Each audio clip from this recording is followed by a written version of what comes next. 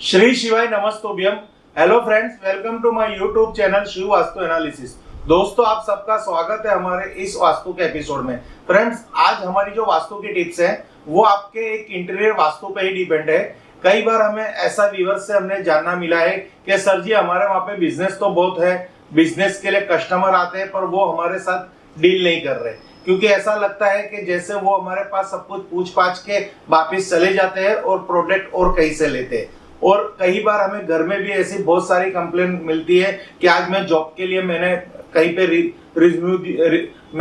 Interview दिया था, वो इंटरव्यू मेरा फेल हो गया, जॉब मुझे मिलने ही वाली थी पर मिलते मिलते अटक गई। यानी आपके जीवन के अंदर कोई भी ऐसा काम जो बनते बनते अटक जा रहा है, तो कभी सोचा इसका क्या रीजन हो सकता है। हम अक्सर यही देखते हैं कि हम किसी भी चीज के लिए एफर्ट्स लगाते, बाद में वो चीज हमें प्राप्त नहीं होती तो हम उसको नसीब के भरोसे छोड़ देते हैं फ्रेंड्स। बट पहले एक बार ये भी आप देख लीजिए कि वास्तु शास्त्र एक ऐसा शास्त्र है, अगर वहां पे कोई गलती है तो यही चीज आपके साथ एक पिक्चर के फॉर्म में रिपीट हो रही है। आपके घर का एक वास्तु दोष है, वो रियलिटी में एक वास्तु दोष है, वो अपना कैरेक्टर आपकी लाइफ में 100% प्ले करता है। जैसे समझो कि आपको कभी आमदनी में नुकसान आता है, कभी अधिकतर खर्चे हो जाते, बचत नहीं होती, तो आप उसको क्या गिनोगे कि भगवान का प्लानिंग गिन रहे हो या आपकी मेहनत कम है। आप सब हर बार किस्मत के भरोसे बैठ जाते हो। मैं ऐसा नहीं कहता किस्मत जैसी कोई चीज नहीं होती, बट किस्मत भी एक अपना रोल अदा करती है। और आप जिस पृथ्वी पे रहते हो, आप जिस घर में रहते हो, आप जिस वास्तु में रहते हो, वो भी अपना रोल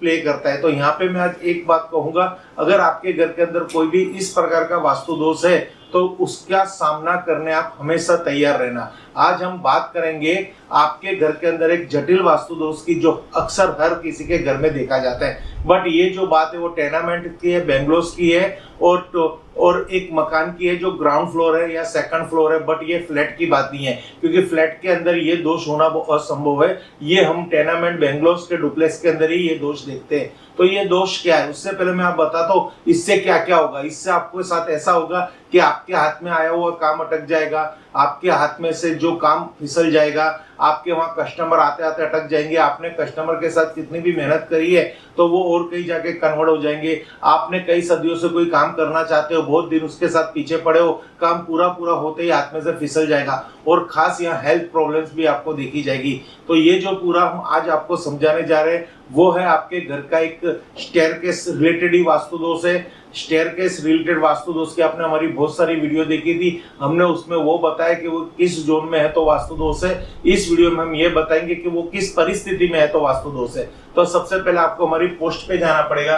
तो फ्रेंड्स, यहाँ पे आप देख रहे होंगे कि यहाँ पे हमने दो पीक लगाई है, दोनों अलग अलग पीक है। एक पीक में यहाँ पे हमारा स्टेयरकेस है और ये सेंटर से इस तरह से ये दोनों पीक में आपको डिवाइड करके दिखा रहा हूँ। तो फ्रेंड्स, जब भी आप मकान बना रहे हो या आप रेंटेड मकान लेने जा रहे हो या खुद का मकान लेने जा रहे हो, तो एक बात ये खास ध्यान रखना कि आपकी जो स्टेयरकेस है, यानी आपका ग्राउंड फ्लोर है, ऊपरी मंजिल का जो ये जीना है, वो कदापि आपके घर के मुख्य द्वार की तरफ सामने नहीं होना चाहिए, यानी घुसते ही ये जीना नहीं दिखना चाहिए। अगर ऐसा वास्तु दोष है तो आपके हाथ में आया वो काम फिसल जाएगा, आपको कहीं पे जॉब लगते लगते अटक जाएगी, आपका कोई काम बनते बनते अटक जाएगा, बिजनेस के अंदर आपका कस्टमर और किसी का कस्टमर हो जाएगा कि यहाँ पे हमने प्रोजेक्ट दिया था, यहाँ पे हमने टेंडर भरा था, वो टेंडर हमारे हाथ से फिसल गया है। और खास आपको हृदय संबंधित प्रॉब्लम आएगी और घर के अंदर आपके खर्चे बढ़ जाएंगे, लक्ष्मी जी की प्रॉब्लम्स आएगी, घर में बरकत नहीं रहेगी, धन नहीं टिकेगा अगर इस प्रकार का वास्तु दोष है।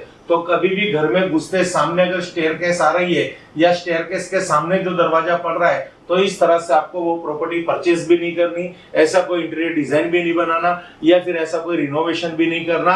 अगर आप रेंट पे जा रहे हो और ऐसा आपको दिख रहा है तो वहां पे आपको स्टॉप हो जाना है और कोई प्रॉपर्टी पर रेंट के लिए देखनी है। तो देखिए फ्रेंड्स, यहाँ पे भी मैंने वही बताया हुआ है, ये आपका मेन एंट्रेंस है, ये मेन एंट्रेंस हो गया और उसके सामने ये स्टेयरकेस हो गया। तो मुख्य द्वार से उतरते सामने दरवाजा भी नहीं होना चाहिए। तो यहाँ पे भी मैं आपको बताऊंगा कि इस तरह से भी ये रचना नहीं होनी चाहिए। अगर ये रचना आपके घर पे है तो आप स्टेयरकेस चेंज कीजिए, ये आपका मुख्य द्वार चेंज कीजिए। जो भी आपको इमीडिएटली, जो भी आपको बिना खर्च मींस थोड़े इन्वेस्टमेंट में होता है या फिर आप रेमेडी कर सकते हो, तो इसकी बहुत ही आसान रेमेडी है। तो ये रेमेडी हम क्या कर सकते हैं, तो इसके लिए हम एक उपाय आपको बता रहा हूँ। एक क्रिस्टल बॉल है जो मार्केट से आपको परचेस करना है, आपके दरवाजे और सीढ़ियां और दरवाजे के बीच में क्रिस्टल बॉल को हैंग करना है लाल धागे के अंदर, इस तरह से। फ्रेंड्स आप यहाँ पे देखेंगे इस तरह से, तो इसकी दोनों की वाइब्रेशन नेगेटिव होगी, वो पॉजिटिव हो जाएगी, इस दोष से आपको मुक्ति मिल सकती है फ्रेंड्स। बट पहले तो यही देखना है कि आपके घर के मुख्य द्वार से सीधा अगर जीना दिख रहा है तो वो मत लो, या जीने से सीधा मुख्य द्वार दिख रहा है तो वो मत लो। ये एक वास्तु दोष है, इसके लिए आपको कोई ना कोई उपाय करना पड़ेगा। एक क्रिस्टल बॉल का मैंने उपाय आपको बताया है, वो भी कर सकते हो, या फिर आप वहां पे एक कुछ भी ऐसा पार्टीशन भी खड़ा कर सकते हो जिससे वो दोष पूर्ण हो जाए। जैसे यहाँ पे आप कोई पार्टीशन लगा दो, ये आपका सब्जेक्ट है किस तरह से इंटीरियर में इसको सोल्व करना है, बट आपको ये देखना है कि ये कितना संभव हो बिना वास्तु दोष वाला मकान लेना। अगर मकान लेने के बाद अगर कोई रेमेडी करनी है तो उसका भी कितना संभव है आपके दोष का निवारण होना। फ्रेंड्स यही आपको हम समझाना चाहते हैं। अगर आपको कोई भी कंफ्यूजन है तो हमारा व्हाट्सएप नंबर है, जो मोबाइल नंबर है, कॉलिंग नंबर है, तुरंत आप हमें फोन करके आपकी वास्तु संबंधित कोई भी जटिल समस्याओं का समाधान ले सकते हो। Thank you friends. Her her Mahadev, her her Mahadev, her her.